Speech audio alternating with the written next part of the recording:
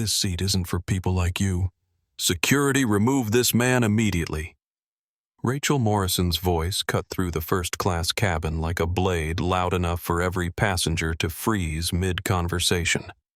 She pointed directly at the black man in the gray hoodie, her finger trembling with righteous authority.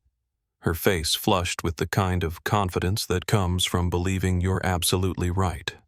What she didn't know was that in exactly 8 minutes, Marcus Williams would fire her ground the entire fleet and shut down Skyline Airways indefinitely. Before we dive into this story, tell me where you're watching from. Comment your city below. And if this moment stopped you in your tracks, hit that subscribe button because what happens next will leave you speechless. The first-class cabin of Skyline Airways Flight 892 gleamed under warm golden lighting, every surface polished to perfection. Crystal wine glasses caught the light like tiny stars. Leather seats the color of rich cream stretched in perfect rows, each one wide enough to be a small throne. The air carried hints of lavender and vanilla, carefully designed to make passengers feel they had stepped into a world where money could buy peace, comfort, and respect. But peace was about to shatter. Chicago O'Hare International Airport buzzed with its usual Tuesday afternoon energy. Gate C-12 hummed with the quiet conversations of business travelers, their voices mixing with the distant rumble of jet engines, and the occasional announcement echoing through the terminal. Outside the massive windows, silver aircraft lined up like sleeping giants waiting for their turn to carry dreams across oceans. Inside the first-class lounge, passengers had been settling into their seats for the past 20 minutes. The 2:47 p.m. departure to Tokyo represented different things to different people. For some, it was just another business trip. For others, it was the flight that would change everything. Sophia Hernandez adjusted her phone in seat 3B, checking the angle for her travel blog content. At 28, she had built a following of 250,000 Instagram followers by documenting her adventures around the world, but more importantly by calling out injustice when she saw it. Her phone was always ready, her finger always hovering over the record button. Today, something in the cabin's atmosphere felt wrong. James Mitchell, seated in 2C, scrolled through his tablet, reviewing notes for the tech conference awaiting him in Tokyo. As a venture capitalist who had seen fortunes made and lost in boardrooms across Silicon Valley, he had learned to read the temperature of any room within seconds. His live streaming channel had gained traction by giving insider perspectives on the business world, and his audience trusted him to tell the truth, even when it was uncomfortable. Dr. Patricia Hayes settled into seat 2A with the quiet satisfaction of someone who had earned her place through decades of hard work. As a cardiovascular surgeon, she was accustomed to being one of the few women in exclusive spaces, but that experience hadn't necessarily made her more sensitive to others facing similar challenges. She glanced around the cabin with the casual assessment of someone who belonged. Maria Rodriguez stood at the jetway entrance, passenger manifest in hand, watching the final boarding process with growing unease. At 31, she had worked as a gate agent for Skyline Airways for 6 years, and she had seen patterns that made her stomach turn. She knew the passenger list by heart, knew exactly who belonged in every seat, but she also knew that speaking up could cost her everything. The corporate lawyer in seat 4A, David Patterson, had boarded early and immediately begun reviewing contracts on his laptop. His legal mind was always working, always cataloging details that others might miss. He had built his practice on cases where corporations thought they could hide behind policies and procedures, and his recording device was never far from reach. And then Marcus Williams walked through the cabin door. He moved with the quiet confidence of someone who had learned that power didn't need to announce itself with expensive clothes or flashy jewelry. His navy blue hoodie was soft from countless washes, his dark jeans fitted but unremarkable, his sneakers showing the kind of wear that came from actually walking places instead of riding in limousines. The backpack over his shoulder looked like something a college student might carry, not a billionaire heading to close a $300 million deal. But it was his eyes that told the real story. They held the calm of someone who had faced judgment his entire life and learned to navigate it without losing his dignity. At 38, Marcus Williams had built Vanguard Technologies from a dorm room idea into one of the most influential artificial intelligence companies in the world. His net worth exceeded $2.8 billion, and through carefully structured investments, he owned 42% of Skyline Airways. None of that showed in his appearance as he walked down the aisle, boarding pass in hand, looking for seat 1A. The reaction was immediate. Rachel Morrison stood near the galley polishing wine glasses with mechanical precision, but her movement stopped the moment she saw him. At 34, she had worked for Skyline Airways for 8 years, long enough to develop what she considered a professional eye for passengers who fit in first class. She had completed bias training 3 times, signed documents acknowledging company policies on discrimination, and attended seminars on inclusive customer service. None of that mattered when her unconscious beliefs kicked in. She watched Marcus approach his seat, her jaw tightening with each step he took. In her mind, first-class passengers looked a certain way, dressed a certain way, carried themselves with the unmistakable polish of old money or new success. This man looked like someone who had wandered into the wrong section, maybe someone who had found a discarded boarding pass or was trying to scam his way into a better seat. Marcus reached row 1 and paused, checking his boarding pass against the illuminated seat number. 1A. First-class window seat. The seat he had specifically requested for the extra privacy it provided during important phone calls. He slipped off his backpack and began to stow it in the overhead compartment. "Excuse me, sir." Rachel's voice carried the artificial sweetness of customer service training layered over genuine suspicion. "Are you sure you're in the right cabin?" The question hung in the air like smoke. Other passengers looked up from their phones and tablets. Sofia Hernandez's thumb moved instinctively toward her camera app. James Mitchell glanced over the top of his tablet, his live streamer's instincts sensing content. Marcus finished stowing his bag and turned to face Rachel with the patience of someone who had answered this question before. "Yes, I'm sure. Seat 1A. He held up his boarding pass, the Platinum Elite status clearly visible. Rachel squinted at the pass as if trying to decode a foreign language. She took it from his hand, studying it with exaggerated care, turning it over, holding it up to the light. Her examination took long enough for the entire cabin to notice. "This is interesting," she murmured loud enough for nearby passengers to hear. "Mr. Williams, is it? And you purchased this ticket yourself?" The question landed like a slap. Sofia Hernandez sat up straighter, her phone now openly recording. James Mitchell minimized his work and opened his live streaming app. "Doctor." Hayes looked over with growing discomfort, recognizing the tone, if not yet the full implications. Marcus's expression didn't change. His voice remained level-controlled. "Yes, I purchased it myself." "Is there a problem?" "Well," Rachel continued, her confidence growing with each word. "It's just that we've been having issues with fraudulent bookings lately. People finding discarded boarding passes using stolen credit cards, that sort of thing. You understand, I'm sure. We have to be careful." The cabin temperature seemed to drop. Conversation stopped. The gentle hum of the air conditioning became the loudest sound in the space. Marcus sat down in 1A and fastened his seatbelt. "I understand you have procedures. I'm happy to provide additional identification if needed." But Rachel wasn't satisfied. She pressed the call button on her service panel, sending a discreet signal to the cockpit. "Captain Sullivan, we may have a situation in first class. Suspicious passenger, possibly fraudulent documentation." The words carried clearly through the cabin. Sofia Hernandez made sure her phone was capturing audio. James Mitchell had gone live, his viewer count climbing rapidly as word spread through tech Twitter that something was happening on a flight. "I'm filming this," Sofia announced, clearly not hiding her camera. "This treatment is unacceptable."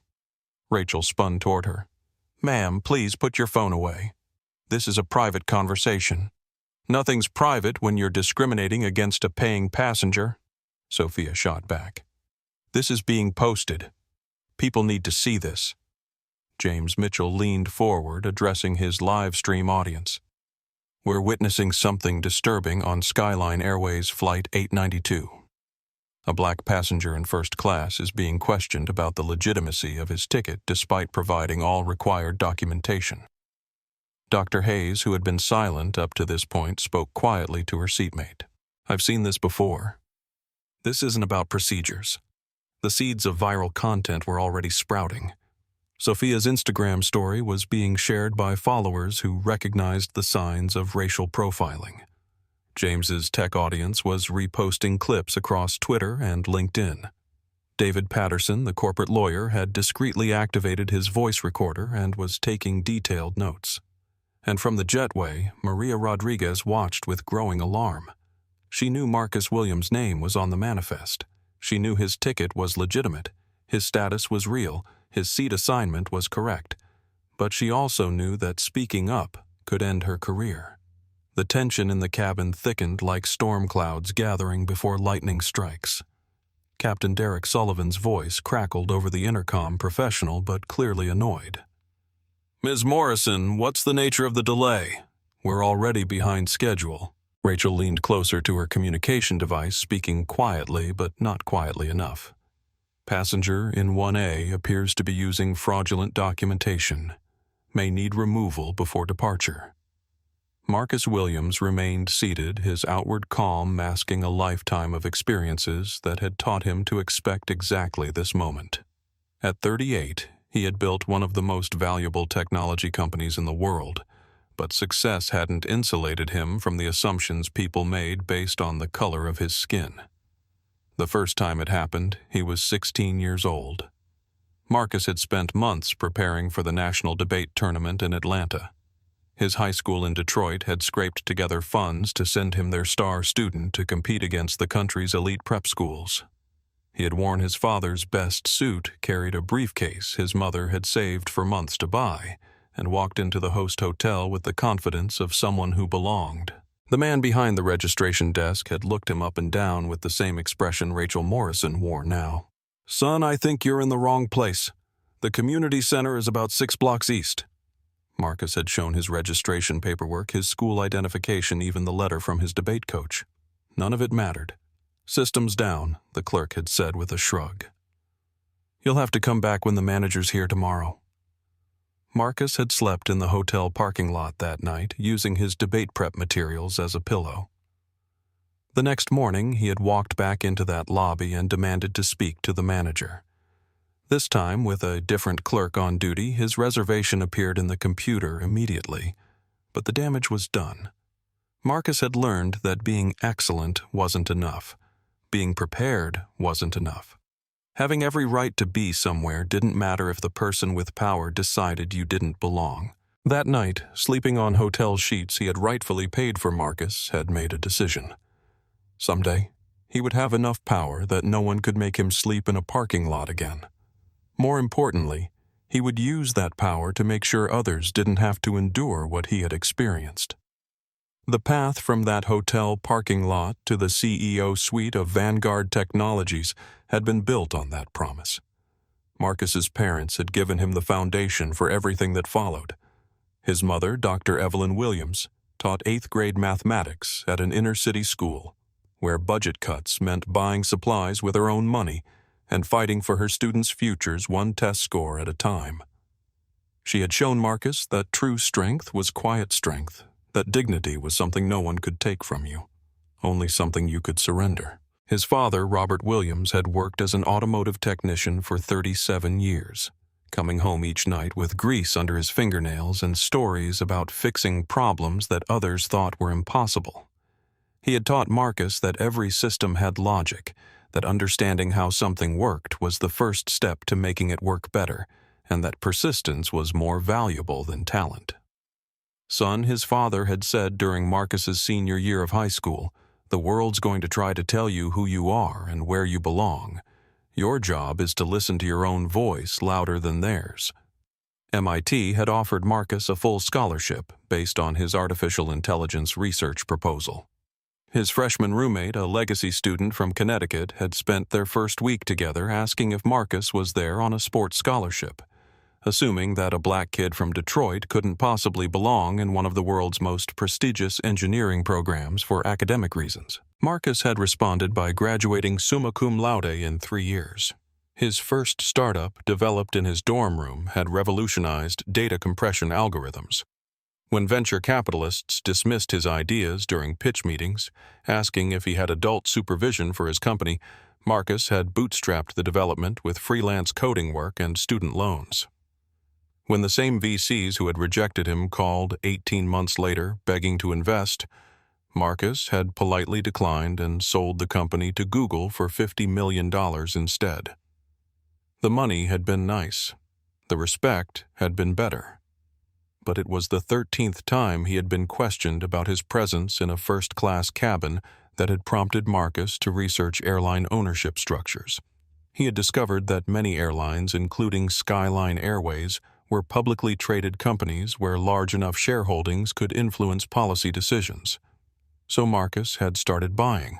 At first, it had been purely personal. If he owned part of the airline, maybe his boarding passes would be questioned less frequently. But as his ownership stake grew, so did his understanding of how widespread the problem really was. Flight attendants were trained to spot suspicious behavior, but their definition of suspicious seemed to correlate strongly with passenger demographics. Complaint records showed patterns that made Marcus's jaw clench with recognition. Rachel Morrison, for instance, had been involved in 3 previous incidents where minority passengers had been questioned about ticket legitimacy. Each time, human resources had classified the events as procedural thoroughness rather than discrimination. Each time, the passengers had been too intimidated or too isolated to pursue formal complaints. Marcus now owned 42% of Skyline Airways through a carefully structured network of shell companies and investment funds. The airline's board knew him as a major shareholder, but most employees, including Rachel Morrison, had no idea who actually signed their paychecks. Today, that anonymity was about to end. Rachel Morrison had grown up in Helena, Montana, population 32,000, where diversity meant knowing families who had lived there for 3 generations instead of 4. Her first job out of high school had been at the local airport checking tickets for a regional carrier that made 2 flights per day to Denver. She had been good at the work, efficient and thorough, and when Skyline Airways had recruited her for their training program, she had seen it as her chance to see the world. 8 years later, she had worked flights to 43 countries and prided herself on maintaining the highest standards of service. She genuinely believed she treated all passengers equally, that her careful attention to detail was protecting the airline and its guests from fraud and security risks. Rachel didn't see her own bias because it felt like professionalism. When she spent extra time examining boarding passes from passengers who didn't look like first-class travelers, she told herself she was being thorough. When she questioned the legitimacy of tickets from young people or casually dressed passengers, she convinced herself she was preventing theft. She had never confronted the fact that her definition of suspicious almost exclusively applied to people who didn't look like her. The bias training sessions Skyline Airways required had felt like politically correct box-checking to Rachel. She had sat through presentations about unconscious prejudice and inclusive customer service, but she had categorized them as corporate overreach rather than necessary education. In her mind, real discrimination was obvious and intentional. She would never use racial slurs or explicitly refuse service based on skin color, so she believed she was free from prejudice. But prejudice rarely announced itself with slurs. More often, it whispered through assumptions, through questions that weren't asked of everyone equally, through procedures that were applied selectively.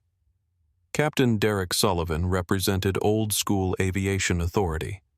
At 52, he had been flying commercial aircraft for 23 years, accumulating enough flight hours to circle the Earth more than 200 times. He had started his career when aviation was even more homogeneous than today, and his mental image of passengers was formed by decades of serving a clientele that had, until recently, been overwhelmingly white and wealthy. Derek wasn't malicious, but he was comfortable.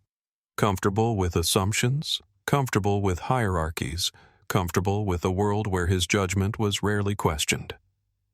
When Rachel Morrison called the cockpit about a suspicious passenger, Derek's response was automatic. Trust the crew, support the team, maintain schedule efficiency. The thought that Rachel might be wrong, that her suspicion might be unfounded, didn't immediately occur to him. In his experience, flight attendants who had worked for Skyline as long as Rachel didn't make frivolous calls about passenger problems. But Derek also didn't know that Rachel had made similar calls before, or that each time the passengers in question had turned out to be legitimate travelers whose only crime was failing to match Rachel's expectations. The corporate culture at Skyline Airways had created an environment where bias could flourish under the cover of procedure. Official policies prohibited discrimination, but unofficial norms allowed it to persist. Training sessions addressed explicit prejudice but ignored subtle microaggressions. Complaint procedures existed but were complex enough to discourage most passengers from pursuing them. Marcus Williams understood these dynamics because he had studied them, lived them, and decided to change them. His ownership stake in Skyline Airways wasn't just an investment strategy. It was a comprehensive approach to solving a problem that had followed him from Detroit to MIT to boardrooms across the world. The man sitting calmly in seat 1A, enduring Rachel Morrison's suspicions with practiced patience, was about to demonstrate what happened when someone with real power decided that enough was enough. Captain Sullivan emerged from the cockpit like a storm front moving across calm skies. At 6 feet tall with silver hair, and the kind of commanding presence that came from decades of being the final authority in emergency situations, he filled the narrow aisle of the first-class cabin with unquestioned power. His appearance sent a ripple through the already tense atmosphere. Passengers who had been discreetly watching the unfolding situation now openly stared. Sophia Hernandez adjusted her phone angle to capture the captain's approach. James Mitchell whispered to his live stream audience, the pilots now involved, "This is escalating fast." Sir Captain Sullivan's voice carried the weight of absolute authority. "I understand there's an issue with your documentation." Marcus looked up from his seat with the same calm expression he had maintained throughout Rachel's interrogation. "No issue at all, Captain. My documentation is in order. Ms. Morrison has expressed concerns about the legitimacy of your boarding pass." Sullivan continued his tone, suggesting that Rachel's concerns were equivalent to federal regulations. "In the interest of security and on-time departure, I'm going to need you to step off the aircraft while we verify your information." The words landed like a judge's gavel. Around the cabin, phones came out of pockets and purses. This wasn't subtle discrimination anymore. This was a public ejection. "Captain Sullivan," Marcus replied, his voice steady, but carrying an edge that hadn't been there before. "I would strongly recommend you verify my information before asking me to leave." Rachel Morrison stepped closer, emboldened by her captain's support. Sir passengers who can actually afford first-class tickets typically dress appropriately for the privilege. The sentence hung in the air like smoke from a fired gun. Sophia Hernandez gasped audibly.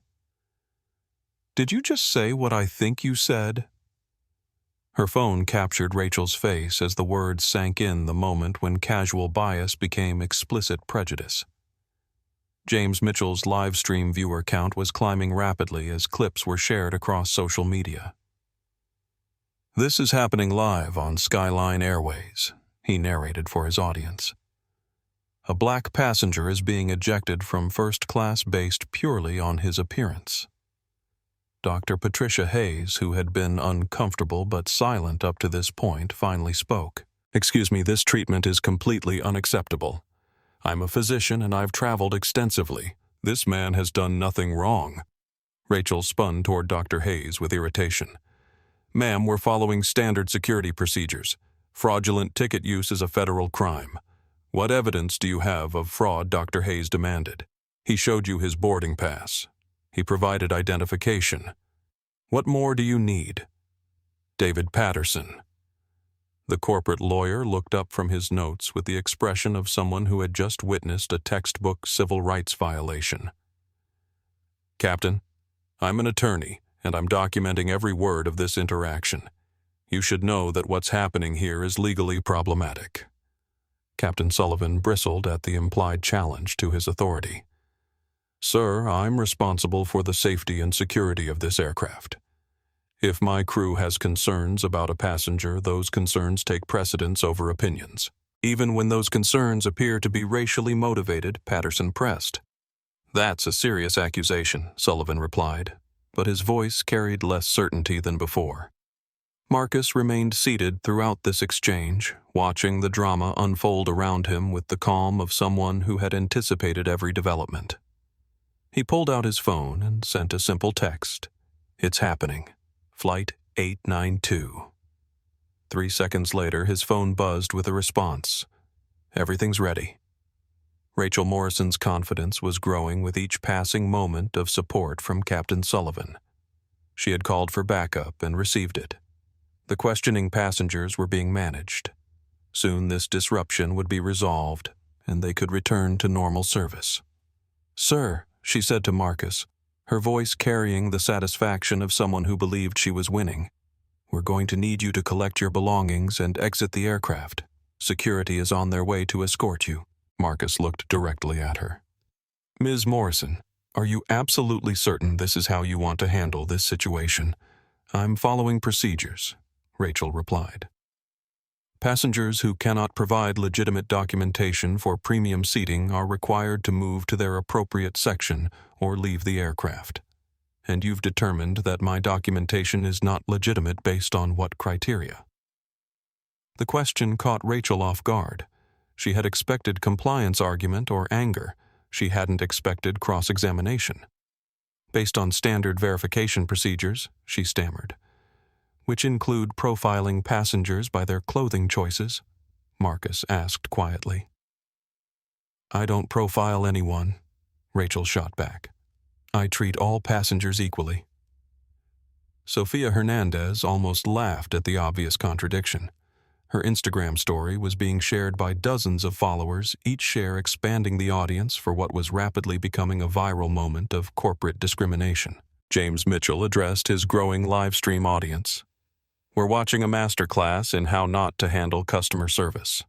This passenger is asking reasonable questions, and the crew is doubling down on their assumptions. The cabin had become a pressure cooker. Every passenger was now involved, either actively supporting Marcus or silently complying with the crew's authority. The artificial division between first class and the rest of the plane had dissolved into a single arena where justice and prejudice were fighting in real time. Captain Sullivan made the decision that would define his career. Security has been called. Sir, you have 2 minutes to collect your belongings and exit voluntarily, or you will be removed. On what grounds? David Patterson demanded, his legal instincts in full activation mode. Disruptive passenger behavior, Sullivan replied. What behavior has been disruptive? Dr. Hayes asked. Asking questions, requesting equal treatment, sitting quietly in his assigned seat. Passengers who refuse to comply with crew instructions, Rachel interjected. What instruction has he refused? Sophia called out, her phone capturing every word. You've asked him to leave based on his appearance. That's not an instruction, that's discrimination. The hashtags were already spreading, Skyline shame racist, airline boycott Skyline. The story was appearing on Twitter faster than Skyline's PR team could monitor it. News outlets that tracked viral content were beginning to pick up the thread. Marcus Williams stood slowly. For a moment, Rachel Morrison felt the satisfaction of victory.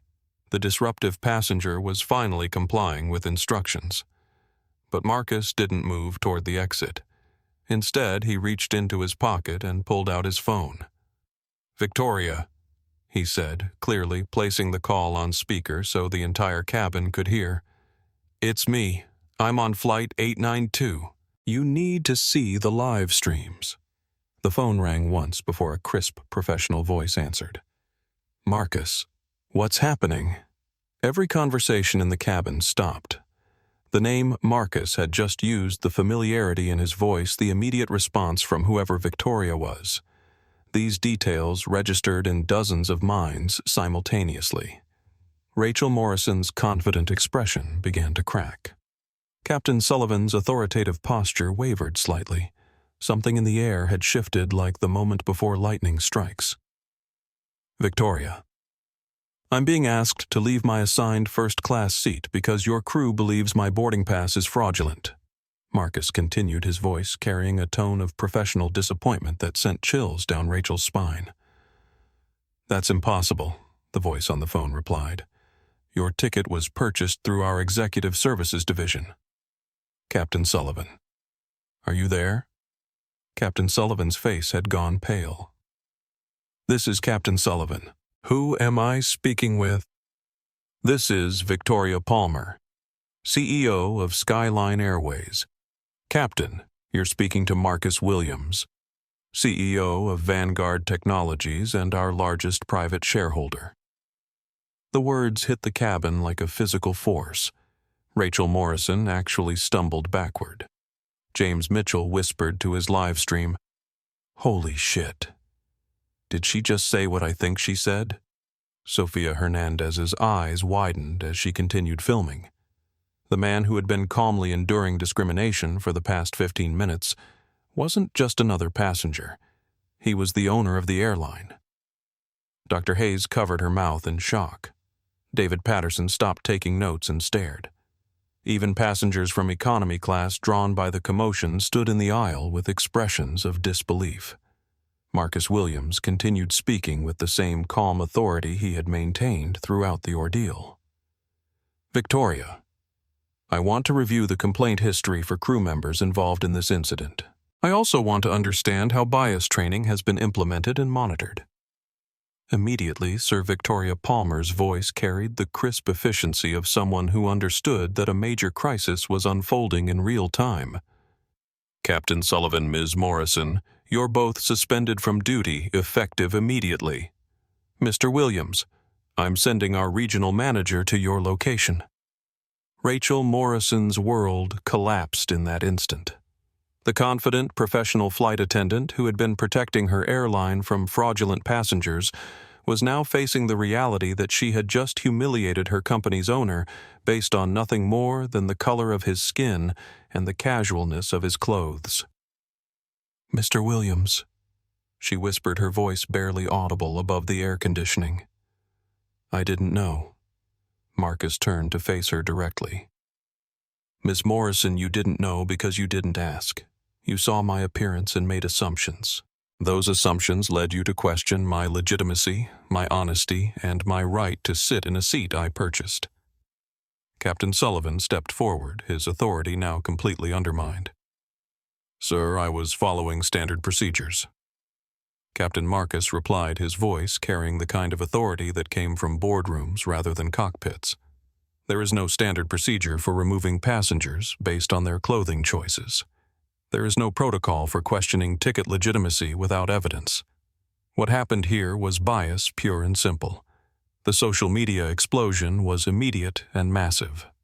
Sofia's Instagram live viewer count hit 50,000 and climbing. James Mitchell's tech livestream was being shared by verified accounts across Silicon Valley. The hashtags Marcus Williams and Skyline Discrimination were trending on multiple platforms. News outlets picked up the story within minutes. CNN, ABC, NBC, all monitoring social media for breaking news, began covering the incident live. Financial networks started tracking Skyline Airways' stock price, which began declining as the story spread. But in the cabin of Flight 892, the story was just beginning. The cabin erupted into controlled chaos as the magnitude of what had just occurred began to sink in. Passengers throughout the aircraft were pulling out phones, calling friends, texting family members, posting updates across every social platform imaginable. The story of Marcus Williams wasn't just going viral. It was becoming a cultural moment in real time. Sofia Hernandez's Instagram live viewer count climbed past 100,000 as celebrities and influencers began sharing her stream. Comments flooded in faster than the app could display them, a digital river of outrage, support, and disbelief. "I can't believe what I'm witnessing," Sofia narrated for her audience, her phone steady despite her shaking hands. A black CEO was just removed from his seat on his own airline because the flight crew couldn't imagine that someone dressed casually could afford first class. This is 2024, and we're still dealing with this. James Mitchell's tech-focused live stream had attracted an even larger audience as news spread through Silicon Valley networks. Venture capitalists, startup founders, and technology journalists were sharing clips across LinkedIn and Twitter, turning Marcus Williams into a symbol of the casual racism that successful people of color faced even at the highest levels of achievement.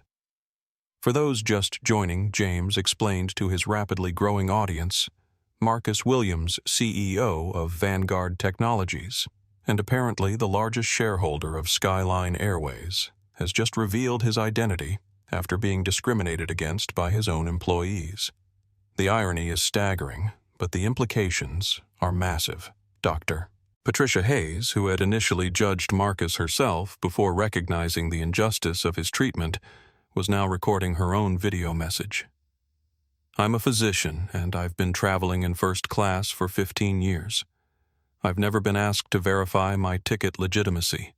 I've never had my boarding pass examined under a microscope. The difference between my experience and this man's experience is obvious, and it's unacceptable." David Patterson, the corporate lawyer, had abandoned his other work entirely and was documenting every development with the thoroughness of someone building a federal civil rights case. "What we've witnessed here is textbook institutional bias," he told the camera. Employees who believe they're following procedures, but those procedures are applied selectively based on passenger demographics. This is exactly why civil rights laws exist. The hashtag evolution was rapid and organic. Skyline shame had started with Sofia's initial posts, but as the story developed, Marcus Williams began trending worldwide. When billionaires experience bias captured the unique irony of the situation. Own Your Own Airline became a celebration of Marcus's power to create immediate consequences. Celebrity responses started flooding social media within minutes. NBA players, musicians, actors, and political figures began sharing the story with their millions of followers. Oprah Winfrey retweeted James Mitchell's live stream with the comment, "This is why representation in ownership matters." LeBron James posted on Instagram, "Money doesn't protect you from racism. Power does." The financial markets responded immediately. Skyline Airways stock began dropping as automated trading algorithms detected the surge in negative social media sentiment. Financial news channels picked up the story with CNBC running a breaking news banner. Airline CEO discriminates against own passenger in viral incident. But the most powerful responses came from ordinary people sharing their own experiences. The comment sections filled with stories from travelers who had faced similar treatment, who had been questioned and doubted and made to feel unwelcome in spaces they had paid to occupy. A black surgeon from Atlanta posted, "This happened to me last month on a different airline. They examined my ticket 3 times and asked if I was sure I was in the right seat. Now I know I wasn't imagining the bias." A Latina tech executive shared, "I've been asked if I'm traveling on my company's dime more times than I can count, as if I couldn't possibly afford business class on my own salary." An Asian American venture capitalist wrote, "The assumption that success has a specific skin color is everywhere, even in industries that consider themselves progressive." The story resonated because it represented something universal. The experience of being judged by appearance, of having to prove belonging in spaces that others occupied without question. Marcus Williams had become a symbol not just of racism in aviation, but of the exhausting daily reality of performing respectability while your credentials were questioned. Inside the aircraft, the atmosphere had shifted completely. Rachel Morrison stood frozen near the galley, her face pale with the realization that her career at Skyline Airways had just ended. Not only had she discriminated against a passenger, she had discriminated against the owner of the company, and she had done it in front of dozens of witnesses with recording devices. Captain Derek Sullivan was struggling to process the complete reversal of authority that had just occurred. 20 minutes ago, he had been the unquestioned commander of his aircraft, making decisions about passenger removal with confidence. Now he was facing suspension, potential termination, and public humiliation as videos of his discrimination spread across the internet. Maria Rodriguez finally stepped forward from the jetway, her conscience overriding her fear of retaliation. "Mr. Williams," she called out, her voice shaking but determined. "I'm Maria Rodriguez, gate agent for this flight. I want you to know that I've seen your name on passenger manifests before.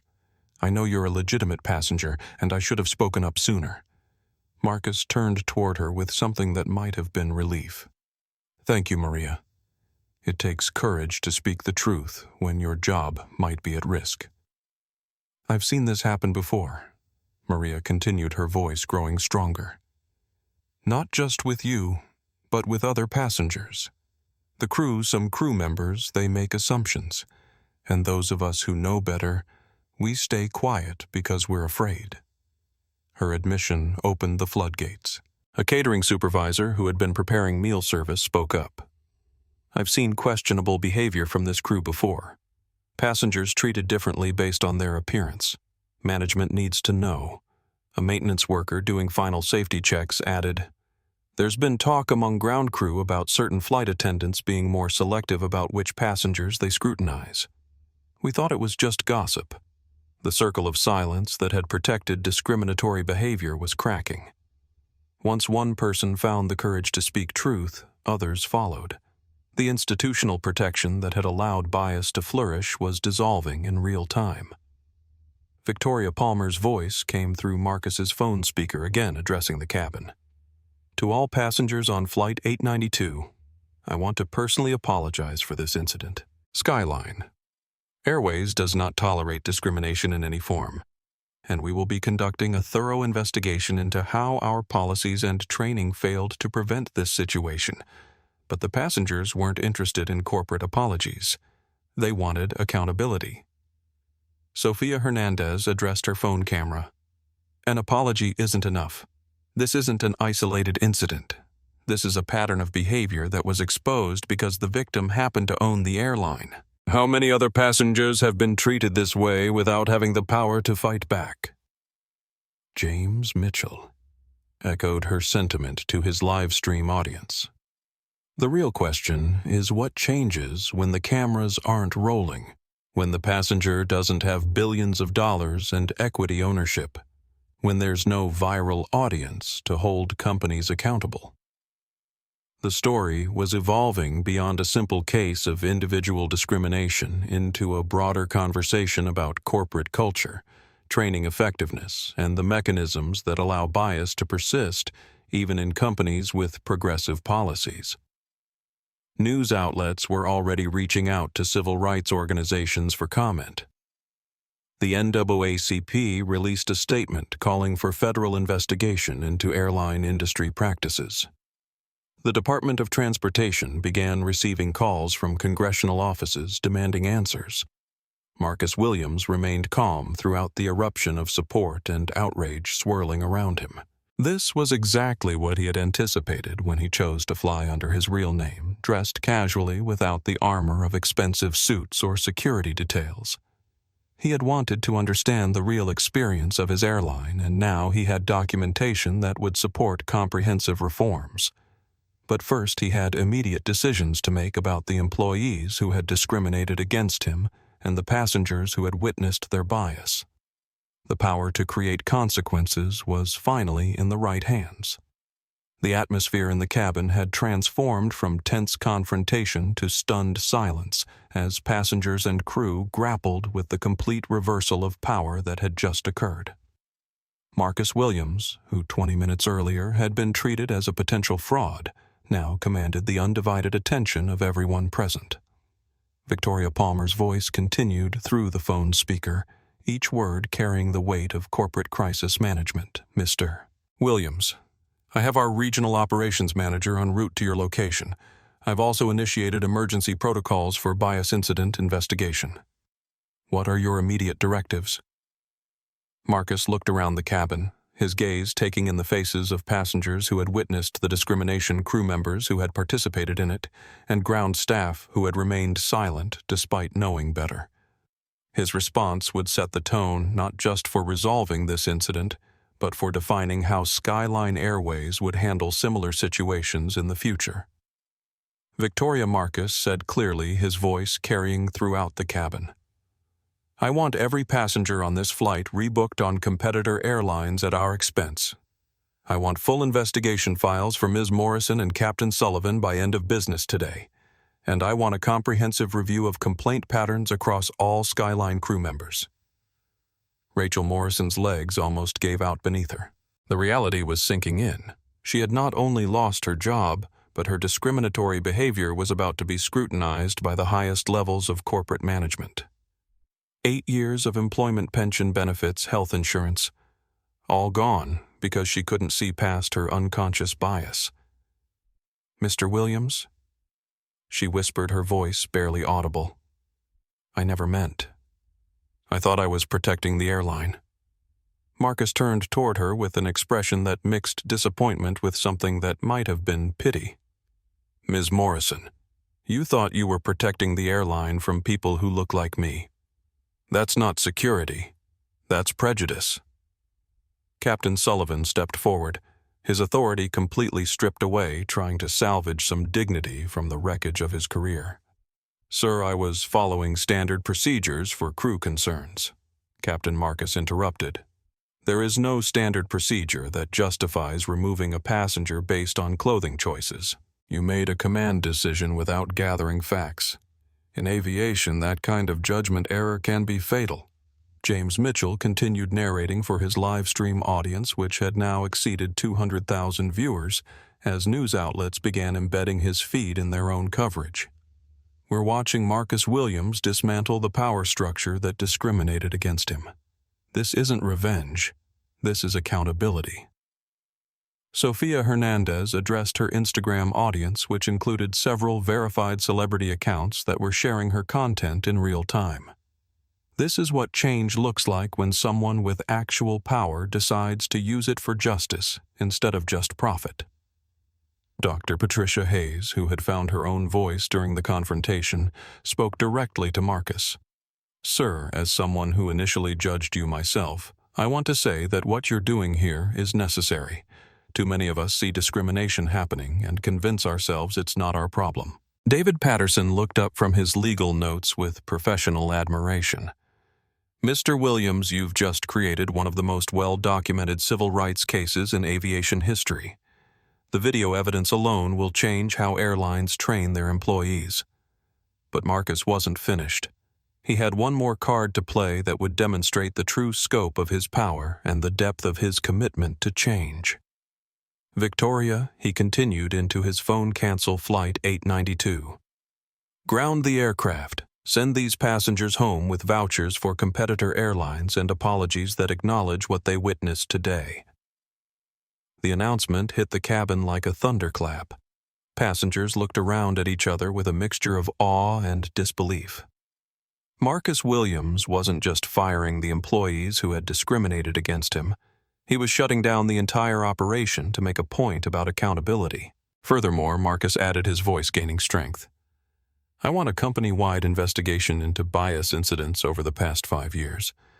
I want to know how many passengers have been treated the way I was treated today, and I want those passengers contacted with personal apologies and compensation. Victoria Palmer's response was immediate and professional. Understood, sir. We'll begin that investigation immediately. Should we also implement additional bias training for all customer-facing employees?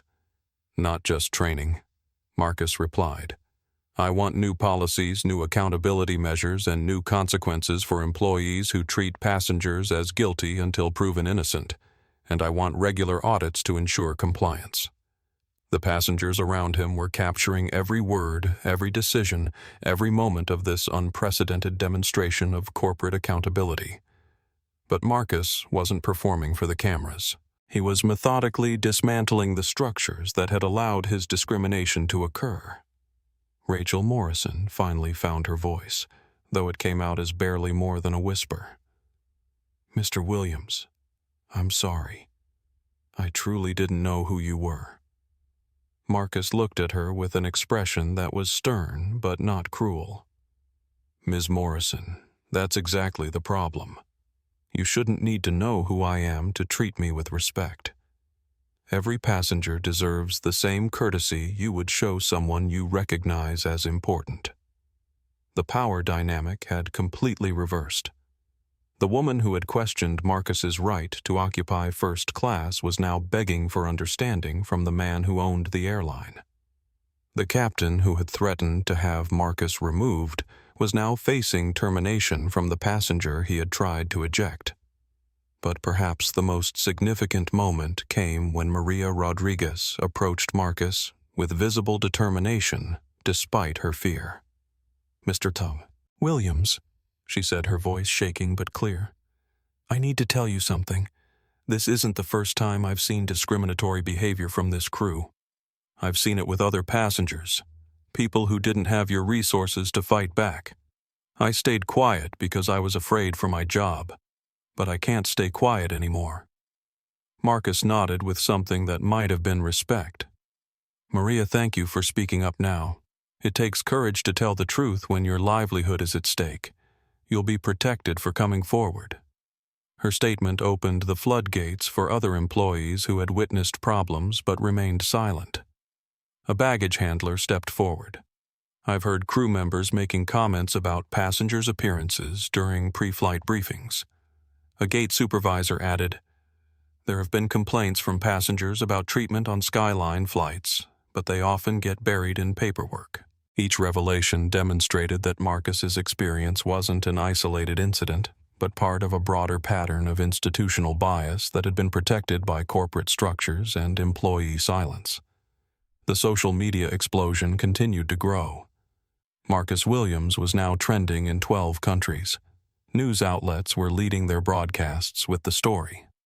The clip of Rachel Morrison questioning Marcus's ticket legitimacy was being viewed millions of times across platforms. But the most powerful content was coming from Marcus himself. His calm responses, his methodical dismantling of the discrimination, his focus on solutions rather than revenge. He was demonstrating what leadership looked like when someone used their power to protect others rather than just themselves.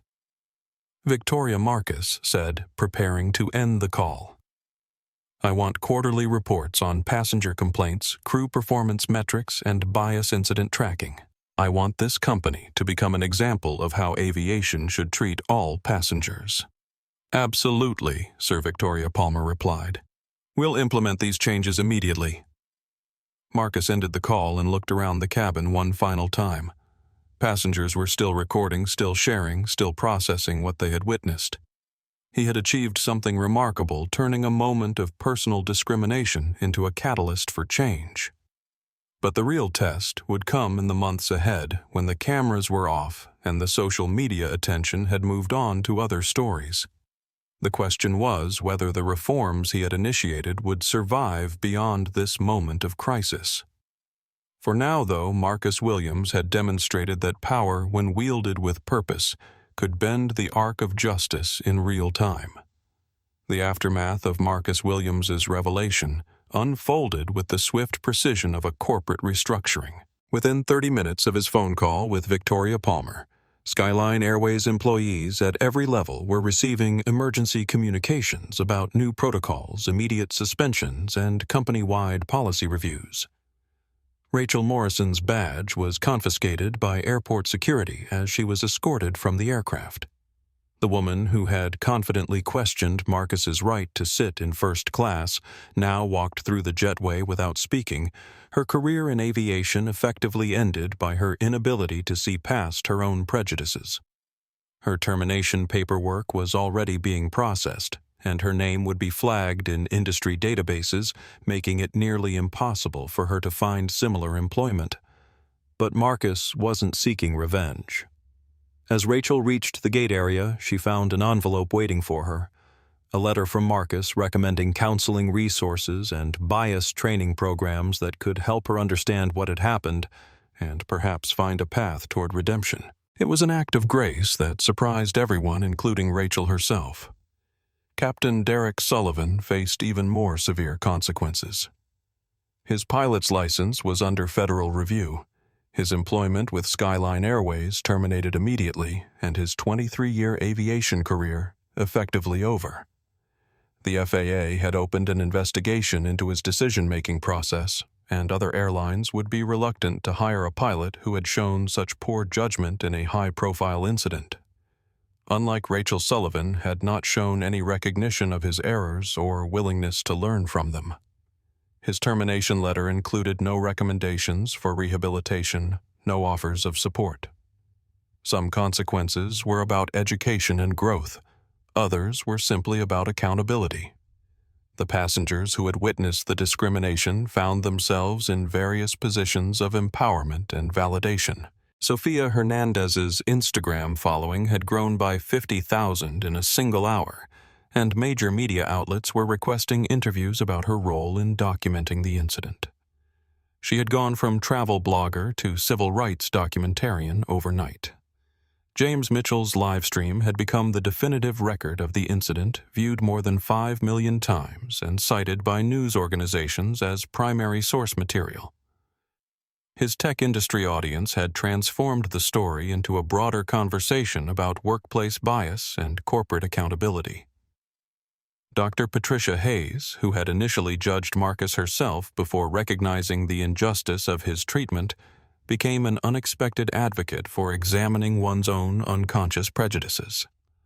Her video statement acknowledging her initial bias had been shared extensively as an example of how people could recognize and correct their own discriminatory thinking.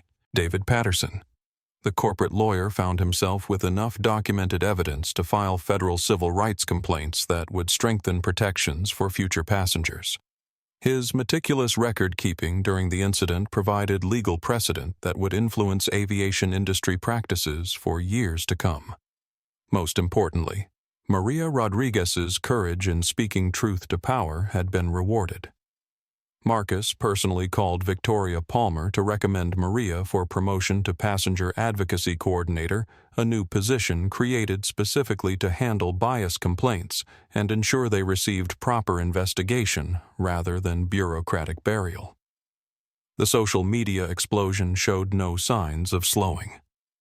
Marcus Williams continued trending worldwide, but the conversation had evolved beyond the specific incident into broader discussions about corporate responsibility, bias training effectiveness, and the power of documentation in fighting discrimination. Musicians were releasing songs inspired by the incident. Artists were creating illustrations of Marcus sitting calmly in his seat while chaos erupted around him. Writers were analyzing the moment as a symbol of quiet strength triumphing over institutional prejudice. But perhaps the most significant immediate consequence was the message Marcus's actions sent to other business leaders. CEOs across industries were calling emergency meetings to review their own company's bias training programs, complaint procedures, and employee accountability measures. The stock market response was complex and revealing.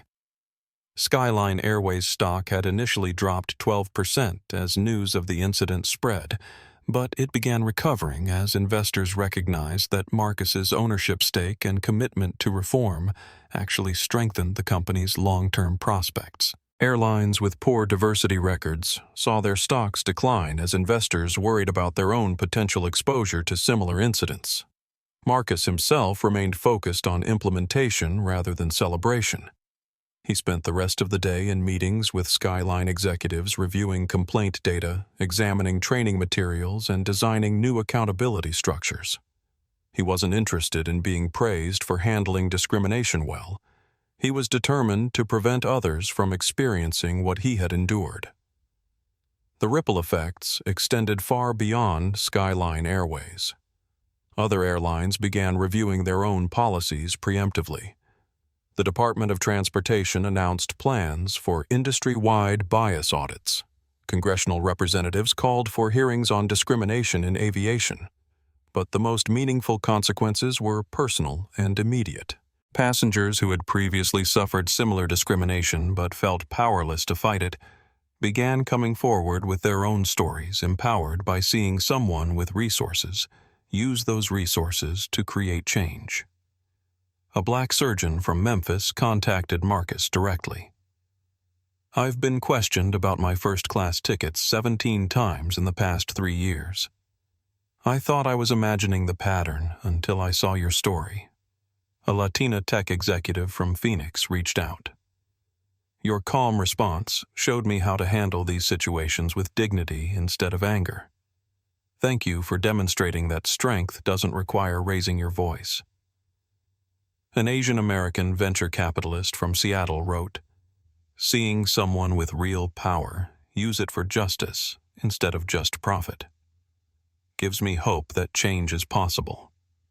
The incident became a case study in crisis management, not because of how Skyline Airways handled the situation, but because of how Marcus Williams had handled it. Business schools began incorporating the incident into their curricula as an example of how individual actions could create widespread change. Victoria Palmer Skyline's CEO found herself leading a company transformation that would define her own legacy. The policies Marcus demanded weren't just corporate public relations. They were fundamental changes to how the airline operated. Every employee would be retrained, every procedure would be reviewed, every complaint would be investigated by an independent oversight committee. The Human Resources Department was restructured entirely with new personnel brought in specifically to handle bias complaints and ensure they couldn't be buried in bureaucracy. Customer service training was redesigned from the ground up, focusing on treating every passenger with equal respect, regardless of their appearance or perceived status. The changes came with significant costs: training expenses, compensation for past victims of discrimination, and new oversight structures. But they also came with benefits. Employee morale improved as workers felt more confident about reporting problems. Customer satisfaction ratings increased as passengers experienced more consistent service. The company's reputation, initially damaged by the viral incident, began to recover as people saw evidence of genuine reform rather than empty promises. Marcus Williams had accomplished something remarkable. He had transformed a personal experience of discrimination into a catalyst for industry-wide change.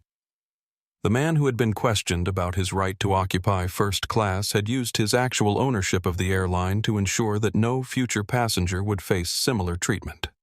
The immediate consequences were clear and decisive. The long-term impact would depend on whether the reform survived beyond the media attention and whether other companies learned from Skyline's example or waited for their own viral moments of accountability. 6 months after Flight 892 became a global symbol of corporate accountability and individual dignity, Marcus Williams sat in Seat 1A on a Skyline Airways flight to Tokyo. The same route, the same seat, but everything else had fundamentally changed. The flight attendant who greeted him was professional warm and treated him with exactly the same courtesy she showed every passenger, not because she recognized him as the airline's owner, but because that was now the standard for every traveler, regardless of their appearance or perceived status. The transformation hadn't been easy or instant. Real change required more than policy updates and training sessions. It demanded a complete cultural shift that touched every aspect of Skyline Airways operations. The Williams Protocol, as it became known throughout the aviation industry, established new standards for passenger interaction, complaint, investigation, and employee accountability. Flight attendants could no longer question passenger credentials without specific evidence of fraud.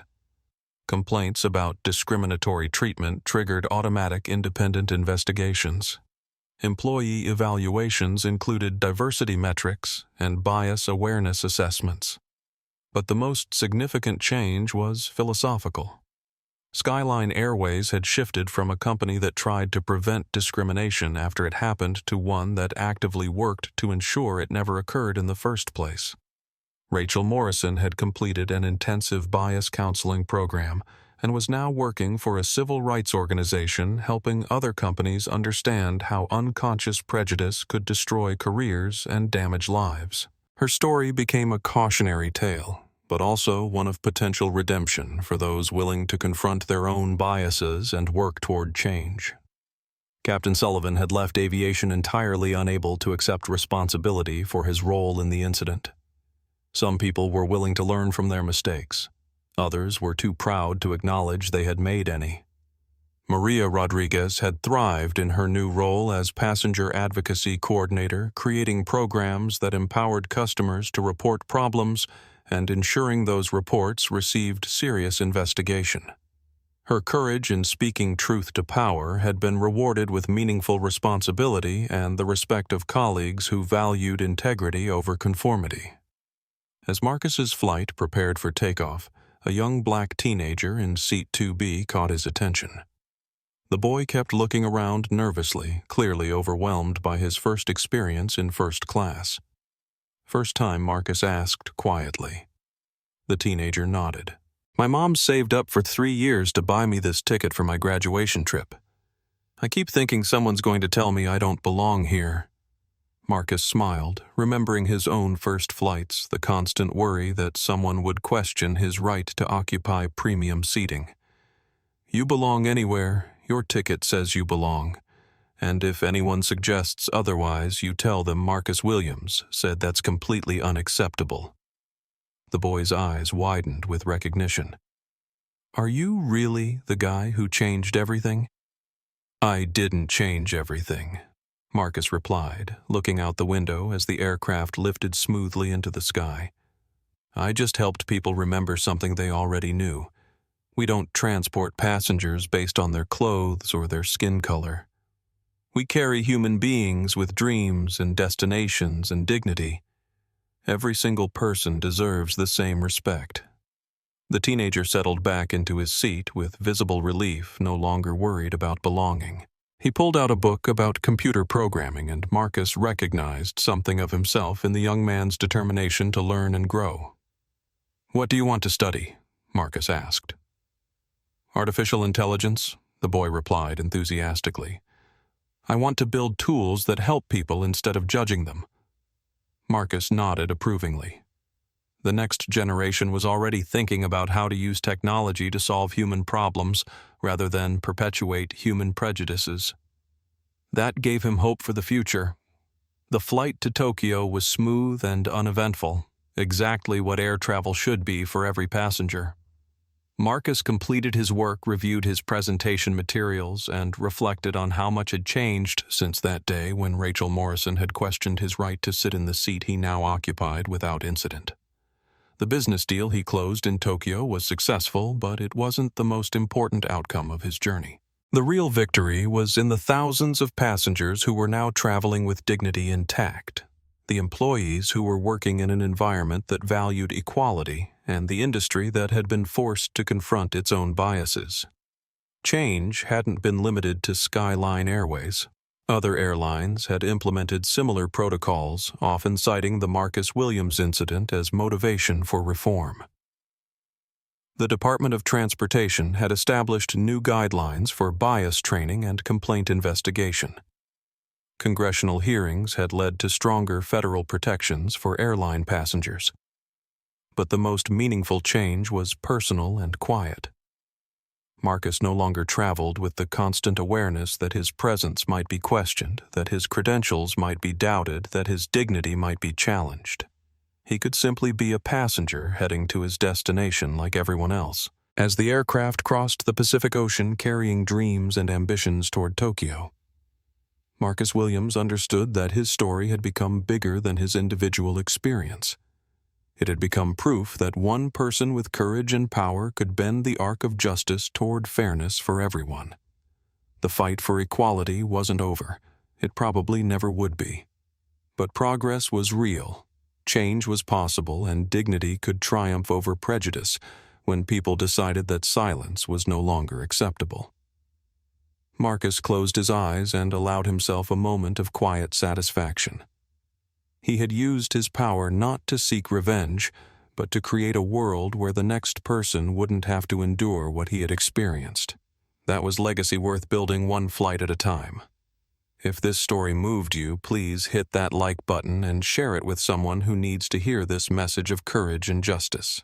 Subscribe to our channel for more inspiring stories about people who refuse to accept discrimination and instead choose to create change. Drop a comment below telling us about a time when you witnessed or experienced unfair treatment. Your voice matters in this conversation. And remember, real progress happens when each of us decides to speak up instead of staying silent. Thanks for watching, and until next time, keep standing up for what's right.